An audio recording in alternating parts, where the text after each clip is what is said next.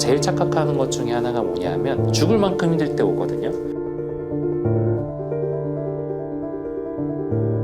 내가 뭘 잘못했기 때문에 간다고 생각을 하고 인식이 그렇게 되어 있거든요.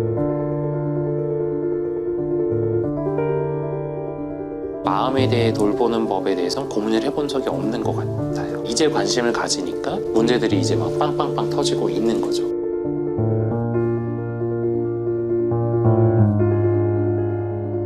재발할 확률 0%라고 보시면 돼요.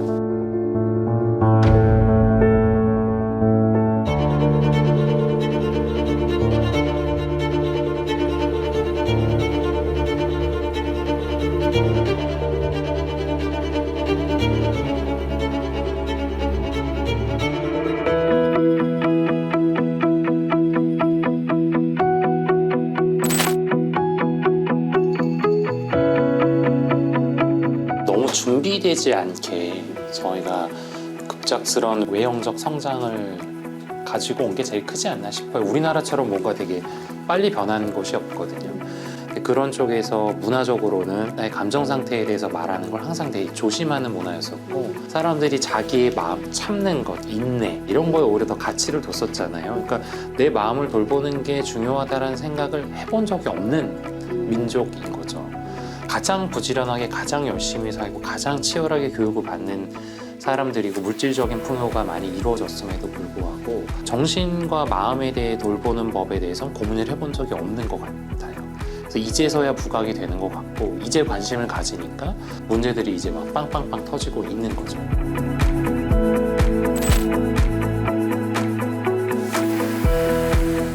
행복이라고 하는 게 나의 어떤 가치라든지 철학이라든지 있으면 흔들리지 않는 어떤 가치들, 뭐 사회가 변하든 아니든 그래도 굳건히 밀고 나갈 수 있는 뭔가가 있었을 것 같은데, 내 자식이 좋은 대학에 가고 내 남편이 어디에 다니고 내가 어떤 차를 타고 어떤 뭐 좋은 집에 살고 어느 동네에 살고 이런 것들이 어떻게 보면 본인 자존감이라고 착각하고 사는 경우가 되게 많았었거든요.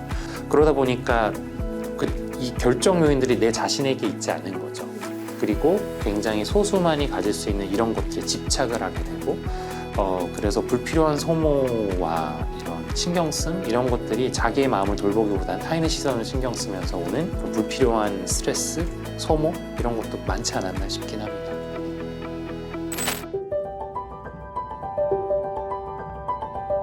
인지 기능의 저하가 나타나요. 인지 기능의 변화가 나타나는데, 이제 이 인지 기능이라고 하는 게 하나는 머리가 좋고 나쁘고의 인지 기능이 있고, 하나는 사회적으로 이 사람이 어떻게 활동을 하고 어떻게 받아들이고 어떻게 활동하는가에 대한 그 두 가지 측의 이제 인지 기능이 있는데, 첫 번째로 머리가 나빠지는 것처럼 느껴질 수 있거든요. 그러니까 실제로 수행 능력이 떨어지고 업무 수행 같은 게 잘 안 되거든요. 뭐 주부로 따지면 장 보러 그냥 갔다가 사야 되는 게 10개면 그 중에 한 3개 사갖고 오는 거예요. 직장인들 뭐 말할 것도 없죠. 그럼 무슨 문제가 생겨요? 회사 안에서 문제가 생기겠죠. 또 하나는 아까 말씀드린 것처럼 그런 소셜 커그니션, 사회적인 맥락에서 문제가 생기는 건 뭐냐 하면, 평소에 농담처럼 여기던 것도 이제 농담이 아니에요. 비꼬는 것처럼 들리고, 그게 있는 그대로 안 들리기 시작하는 거죠. 그래서 오해가 쉽게 되고, 즉 그렇게 되면 사람들의 대인관계에 문제가 생길 수밖에 없죠.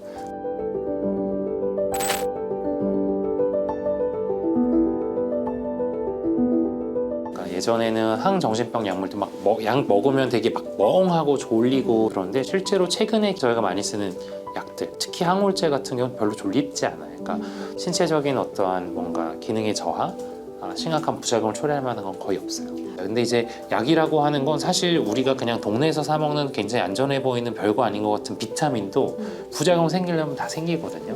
어쨌든 이물질이 몸에 안에 들어가는 건데 다 충분히 생길 수가 있어요. 근데 일반적으로 알려져 있는 그 정신과 약제에 대한 그런 거부감은 안 가지셔도 돼요.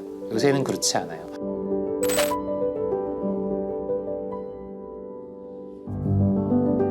우울증, 우울장애 환자들이 의지가 부족한 게 맞죠.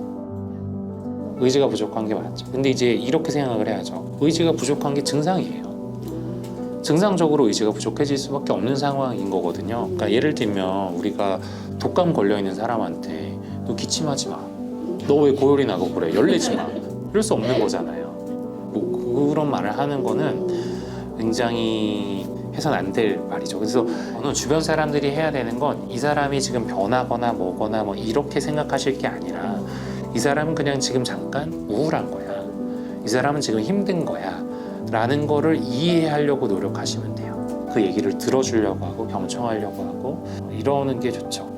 그 사람에 대한 이해도를 높이려고 하는 게 제일 중요할 것 같아요.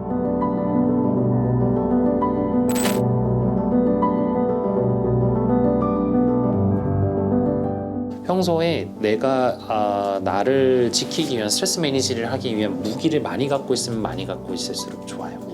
그리고 리드미컬한 생활을 하는 것도 되게 중요하고요. 그러니까 리드미컬하게 생활을 한다는 건 운동도 하고 내가 좋아하는 음악들도 있고 좋아하는 유튜브 채널도 있고 그리고 뭐 애정을 갖고 있는 그런 요소들이 많으면 뭔가 한두 군데서 빵꾸가 나도 돌아가요 이게. 그런 것들을 이제 끊임없이 노력하는 게 중요하죠. 근데 그 중에서도 제일 중요한 거 이제 꼽으라면 그러니까 잘 자고 잘 먹고 잘 관계하고 이런 게 제일 중요한 요소라고 할 수 있죠.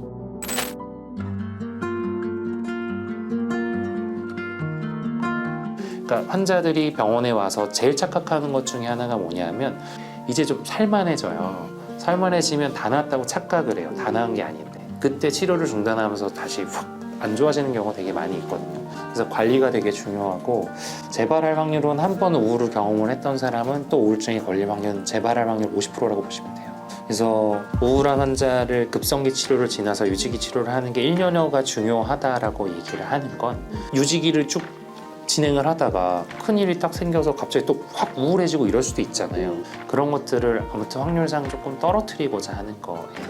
재발률을. 그러니까 환자, 보호자, 의료진 이 세 개 축이 얼추 이제 진짜 괜찮겠다라고 생각을 할 때 끊을 때 아무래도 뭐 재발의 확률이 많이 낮은 것 같긴 합니다.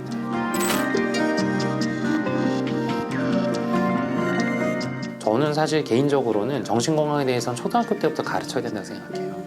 어렸을 때 막 떠올려 보면 낙후되어 있었긴 했지만 되게 낡은 막 비디오 테이프 같은 거 막 양호 선생님 오셔서 틀어주시고 막 이런 게 있었던 기억들이 있거든요. 그래서 그 내용이 되게 유치하고 그러긴 했어도 지금 와서 생각해 보면 떠올려 보면 이게 중요는 한 건가 보네 이런 생각은 하잖아요. 그래서 이런 거에 대해서 저희가 너무 배운 게 없어요.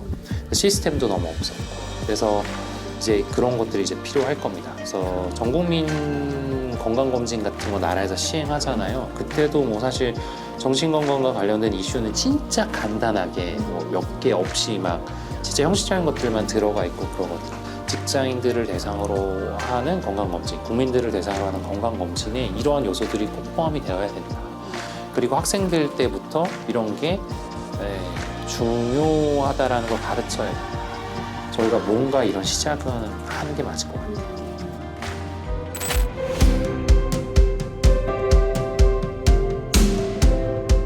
일단 우울은 누구의 탓도 아니에요. 어떻게 생겼는지 알 수 없어요. 어떤 정신과 선생님들은 그냥 교통사고 같은 것 같다고 말씀하시기도 하거든요. 우리가 예측하지 못하는데 누구에게나 다 올 수 있어요. 저도 올 수 있고 기자님도 올 수 있고 PD님도 올 수 있고 누구나 다 올 수 있는데 그게 왔을 때 두려워하지 않을 수 있으면 좋을 것 같아요. 그리고 지금 만약에 우울로 고생하고 계신 분들이 있다면 분명히 방법이 있습니다. 그거를 분명히 방법이 있기 때문에 그걸 함께 같이 고민해줄 전문가를 찾으시고 함께 고민하시고 그러다 보면 해법은 있는 경우가 없는 경우보다 압도적으로 많습니다. 그렇게 봤을 때는 전문가들을 찾아가는 걸 두려워하시지 말고 도움 받아가시면서 꼭 이겨내십시오. 방법은 어디든 있습니다.